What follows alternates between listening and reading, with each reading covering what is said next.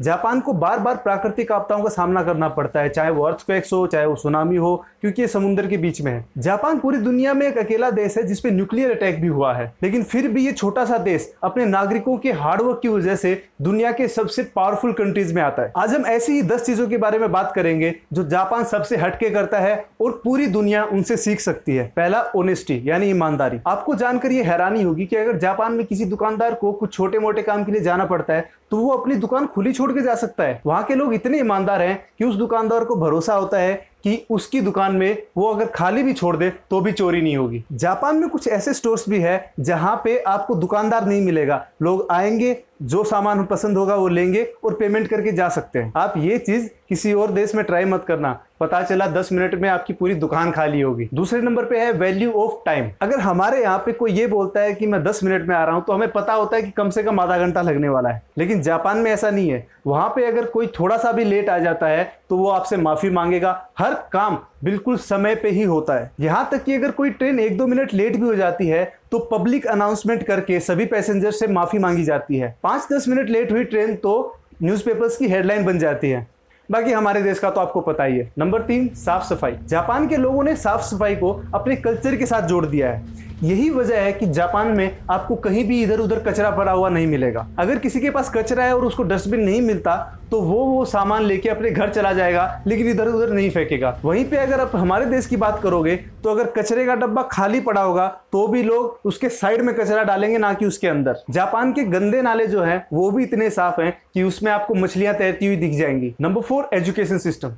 Japan की जो literacy rate है वो 99% है। यहाँ का सिस्टम दुनिया में सबसे अलग इसलिए भी है क्योंकि पढ़ाई से पहले बच्चों को शिष्टाचार सिखाया जाता है। स्कूल के पहले 3 साल तो यहाँ एग्जाम भी नहीं होते। जापान में शुरुआत से ही बच्चों को साफ सफाई, डिसिप्लिन और ऑनेस्टी का महत्व, जो इंपॉर्टेंस है, वो समझाया जाता है। शायद यही वजह है कि जापान में किसी भी स्कूल में आपको सफाई कर्मी नहीं मिलेंगे। पूरा स्कूल जो स्टूडेंट्स हैं उनकी रिस्पॉन्सिबिलिटी है कि वो साफ करें। अगर और कहीं बच्चों से साफ सफाई का काम करा लिया जाए तो अगले दिन पेरेंट्स स्कूल में पहुंच जाएंगे। 5वां है रिस्पेक्ट और रूल्स को फॉलो करना। इन 2 वर्ड्स का जो असली मतलब है वो आपको जापान में बिल्कुल आराम से समझ में आ जाएगा।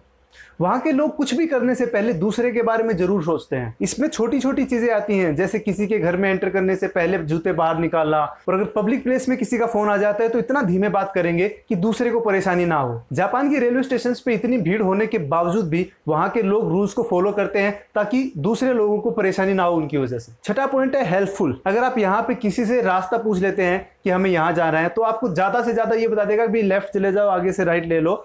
कई बार तो मजे लेने के लिए गलत रास्ता बता देते हैं। लेकिन जापान की कहानी बिल्कुल अलग है। वहां पे ना सिर्फ लोग आपको गाइड करेंगे, उसके अलावा अगर उनको ये लगता है कि आपको बिल्कुल नॉलेज नहीं है तो आपके साथ चलकर आपको वो लोकेशन भी दिखा देते हैं। 7वां पॉइंट है फूड और वेंडिंग मशीन्स। इंडिया में आपको फूड वेंडिंग मशीन्स या दूसरी वेंडिंग मशीन्स बहुत कम देखने को मिलेगी। हाँ, बड़े शहरों जैसे दिल्ली वगैरह में आपको मेट्रो स्टेशन वगैरह पे मिल सकती है, लेकिन जापान में लगभग 50 लाख वेंडिंग मशीन्स है जिसमें आपको नॉर्मल यूज का हर सामान मिल जाता है। ये आपका बहुत ज्यादा समय भी बचाता है। इसके अलावा खाना, जापान के लोग खाने के बहुत शौकीन हैं। यहाँ पे आपको किसी भी खाने की हजारों वैरायटीज मिल जाएंगी। हम लोगों ने शायद ही पूरी जिंदगी में किटकैट के 4-5 फ्लेवर ही खाए होंगे, लेकिन जापान में आपको पता नहीं कितने फ्लेवर्स मिल जाएंगे। दूसरा, यहाँ पे पैकिंग किया हुआ रेडीमेड खाना आपको मिल जाता है जिससे टाइम की भी बचत होती है। 8वां पॉइंट बहुत इंटरेस्टिंग है, स्लीपिंग एट वर्क, यानी कि काम के समय में सोना। सुनने में ये चीज शायद ही अजीब लगे क्योंकि हमारे यहाँ पे काम के टाइम सोना यानी या तो कामचोर है और ऊपर से सीनियर्स की जो सुननी पड़ेगी वो अलग। लेकिन दूसरी तरफ अगर आप जापान में काम के समय सो जाते हो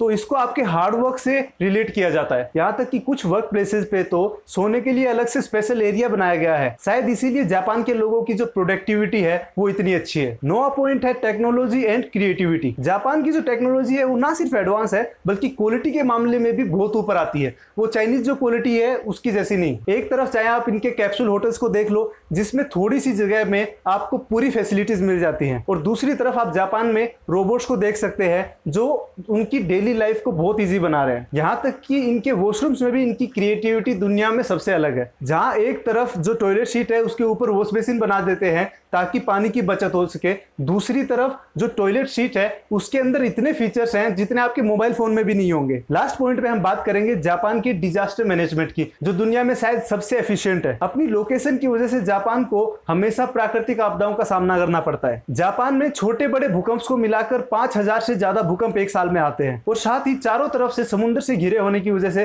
जो सुनामी है वो भी इनका पीछा नहीं छोड़ती। जापान के बारे में ये चीज भी प्रसिद्ध है कि चाहे कैसी भी आपदा आ जाए 24 घंटे के अंदर अंदर सब कुछ पहले जैसा हो जाता है, और ये सब सिर्फ इनके हार्डवर्क और अपने देश से प्यार की वजह से ही पॉसिबल है। इसके अलावा अगर आपको भी कुछ ऐसी चीजें पता हो जापान के बारे में तो आप कमेंट बॉक्स में हमें जरूर बताएं। उम्मीद करता हूं हमारे द्वारा दी गई इंफॉर्मेशन आपको पसंद आई हो। साथ ही इस वीडियो को शेयर जरूर करें और ऐसी ही इंफॉर्मेटिव और मोटिवेशनल वीडियोस के लिए हमारे चैनल को सब्सक्राइब करें। जय हिंद।